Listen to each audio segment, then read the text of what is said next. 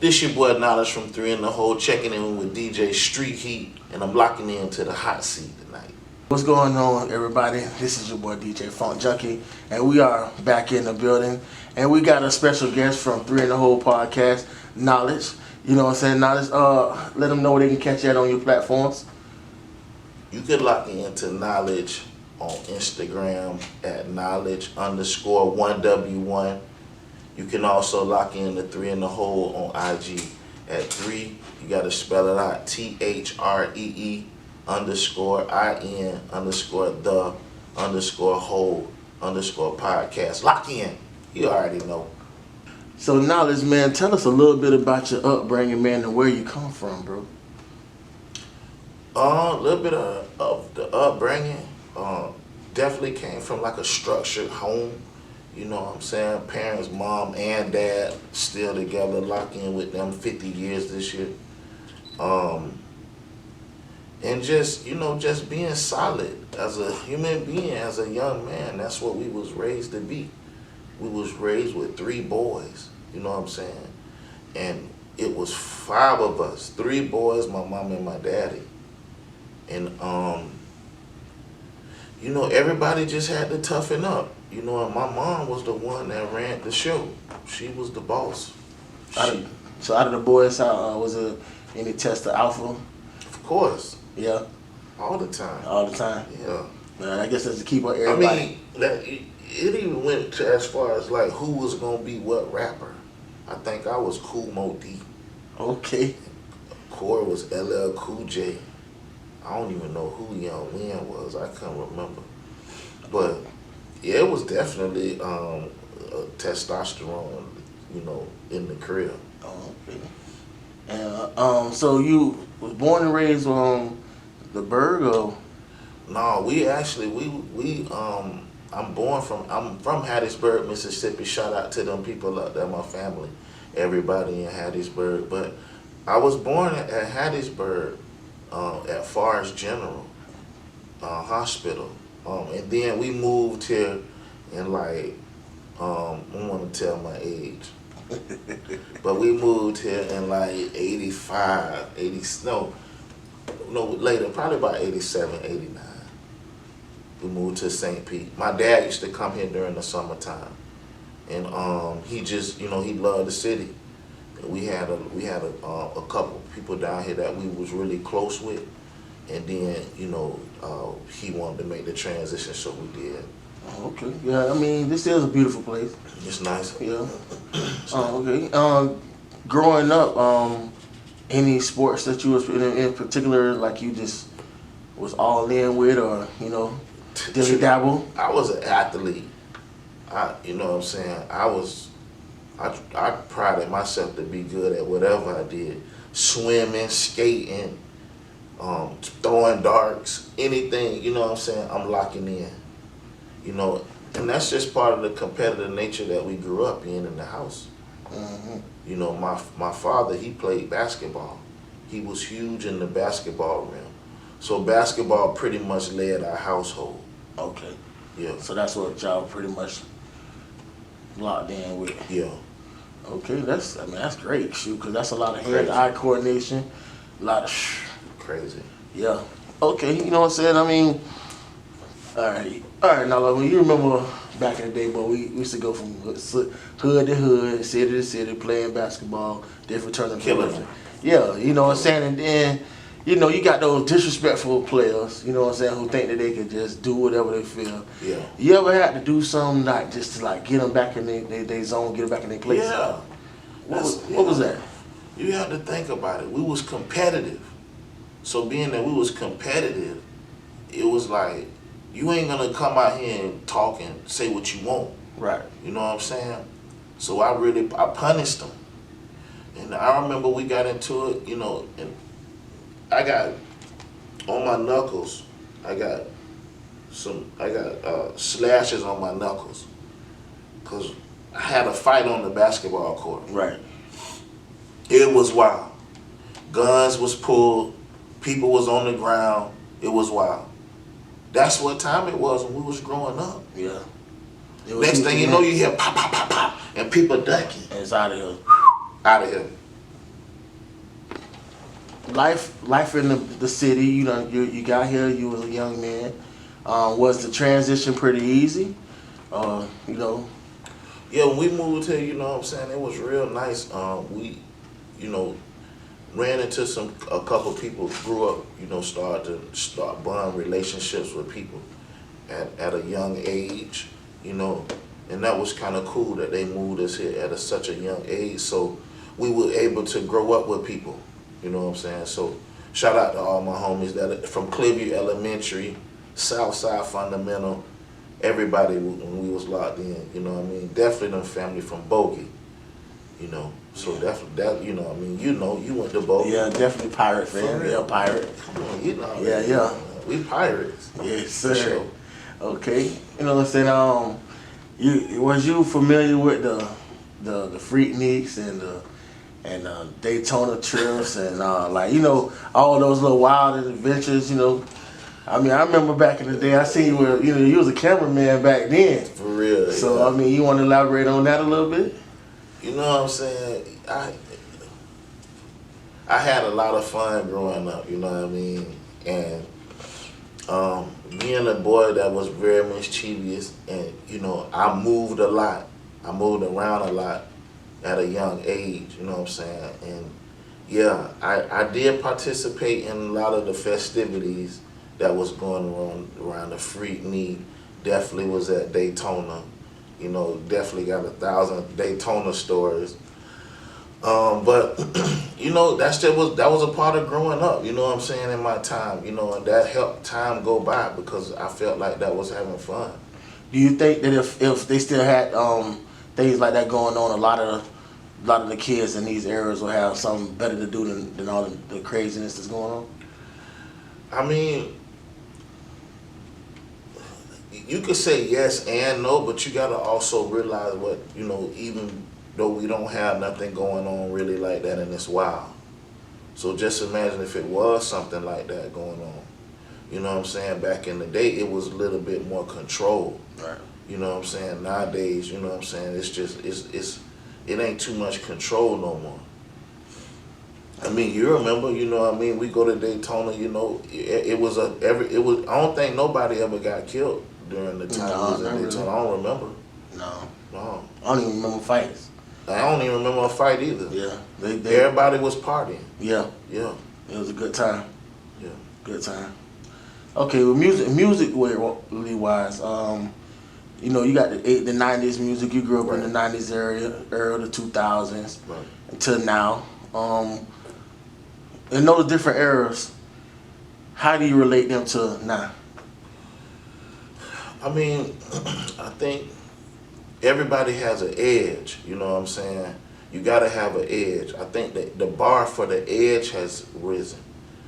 And for people taking more risk, you know what I'm saying? Because in life back in the day, people didn't really take risks. But the risk takers like the Def Jams, the Russell Simmons, and these other people, you know, that took big risk, you know, they capitalized off of it. And so now you see more risk takers. You see young people budgeting money a little bit better now. You know what I'm saying? You see a lot of companies coming up because young individuals are smarter now. Right. You know what I'm saying? So you can take from back in the day, the growth to now. Because the growth from back in the day only set it up for the kids today. True. Because you do see a lot of the younger artists right now. Yeah. Doing things that the ones who been in the game 40 years, 30 years, still ain't doing. Right.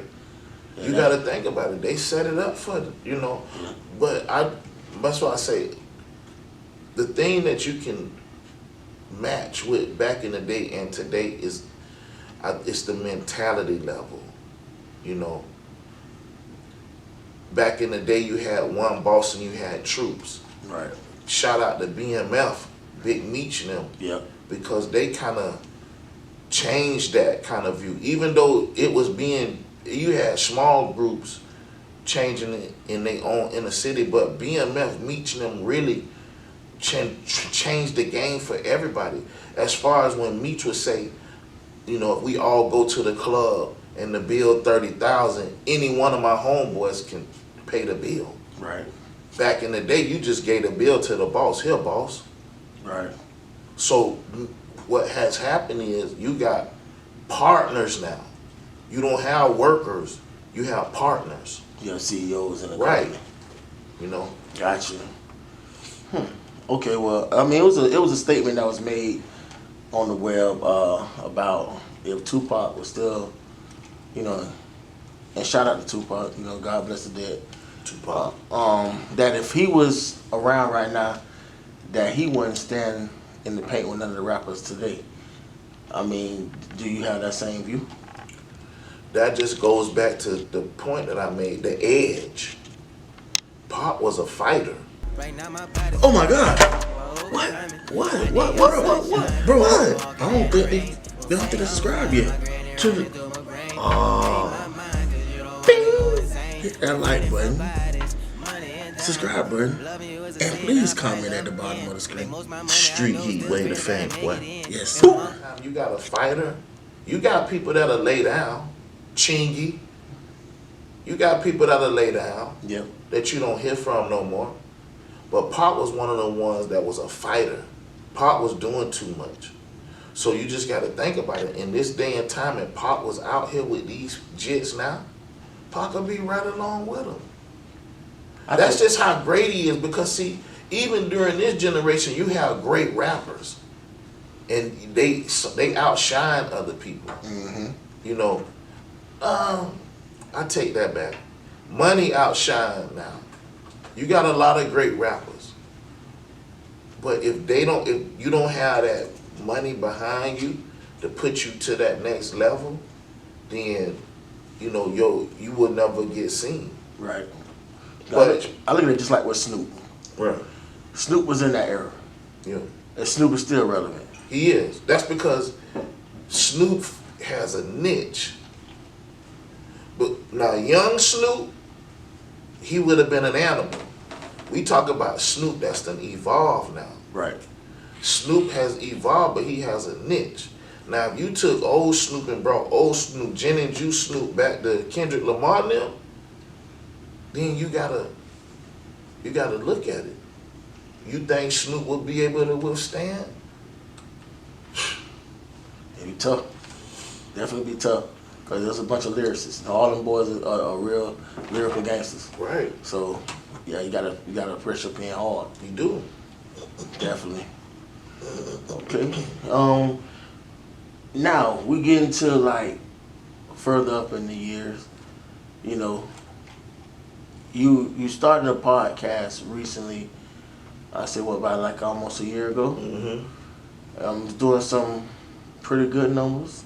I mean, for you know, because when you look at the podcast opposed to you know, vloggers and whatnot, the knack is a little different.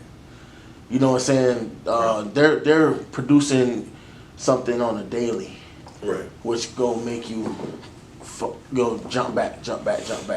What do you do differently as a podcaster to get your fans or your subscribers, I should say? We're not going to call them fans, we'll say subscribers, because they're people who are appreciating the interest margin that you're putting in front of them to come see what you have to present. It's hard work, first off, because you know it's like anything you do, you gotta learn it. So being that you gotta learn it and you gotta study it, you're not gonna come out the gate, you know, top dog. I think what kind of gave me the edge was my ads, because I was coming in with ads that that you know you had to sprinkle, and then you had to boom, and you had the music behind it, and you had the flashing lights. And I think that the ads, because I like ads has always been something that I always felt like that got the eye. I think ads are so important. But as far as like my podcast, You have you have so many different lanes in podcasts. You have vloggers, you have um, social media, mental health. You have different lanes when it comes to podcasts, and I think that um, with my podcast, so to say, Three in the Hole, it's a platform for positive energy. You might come on there and get some, and you may come on the podcast and get some, medical advice. Then you might get a rapper, and then you might get a basketball player. You never know what you might get with Three in the Hole. But just know that the energy is going to be positive. You know what I'm saying? And then you got to, especially when it comes to the media part of it, you want to be crisp. Right. And sometimes, you fall short. That's with anybody. You know what I mean? You fall short. We're imperfect. With production. Yeah. But podcast is not easy. Exactly. How do you come up with your topics and for discussion? I mean, so right now, since this is my year is up, I'm pretty sure we're gonna drop this before my year anniversary. But when is your year anniversary? August 7th. August 7th? This year, 2022. Okay. That'll be 1 year for Three in the Hole. Well, actually, 1 year for Three in the Hole, it was in July. That's when we started recording the first set last year. And so we've been pretty productive when it comes to it. I want to get back to the question that you just asked me, which was what? Your topics. How do you come up with your topics? So when it comes to my topics, right now we've been doing some changing, and we want to get to more of a podcast-based station to where we can have open dialogue with anybody that come in. And it won't just be so much of like a interview format. Right. And the last part that I just dropped, that we just dropped the other day, that was more of a podcast-based podcast. And I want to get it back to that. Okay, so basically But yeah, when it comes to my questionings and my topics, what we're going to do with the new season, we're going to be doing them every Friday. You drop it every Friday or you record it? I haven't decided yet if we're going to drop on Friday or we're going to record on Friday, but what we're going to do is we're going to catch all the information at the end of the week, and we're going to put the topics at the end of during the podcast now. Oh, okay. Is it going to be you come up with topics, or I got a team. Or is the team just going to come up there? Each one has their own little segment when they can pop in with a topic and everybody go with, or So basically, we'll just run the topic like I got an assistant, and she'll come up with topics. We'll look over it, and then we're gonna run them. We're gonna come up with, if it's yes, we'll run it. We have meetings frequently, so we can keep everybody up on track of what topics we may use. We got a meeting coming up next week. Okay. So, and that's what the meeting is gonna be based on, like how the direction. You gotta have direction in anything you do, because if you don't have no direction, you just a Mustang bucking, running wild. Yeah, all over the place. Yeah. Okay. Any big things coming up in the near future? Yeah, man. We have a we locked into this fashion show. See, Three in the Hole is not only podcasts. We do media. Y'all lock into that, but we do not only podcasts, we do media. So we've already done a media job over in Tampa at USF with this cancer, sickle cell, with the Sickle Cell Foundation, and we did really well with it. Okay. So we doing another fashion show at this USF, but it's gonna be strictly a fashion show in December. Okay. So we locked into that, and also we locked in with this wonderful organization. It's a non-profit organization, Project Lend a Hands. We doing the media for them on their projects as well. So I'm not saying we got a full plate, because we want all the work we can get, but we trying to move. We trying to move in the right direction. So what media do you offer? As far as video media, so what we would do is we'll put a package together. We'll come out and shoot your media, whatever you want, and then we'll build you a platform. Like as far as like if you want a YouTube, whatever platform you want to put it on. So we've been working with a couple people right now on putting them a platform together.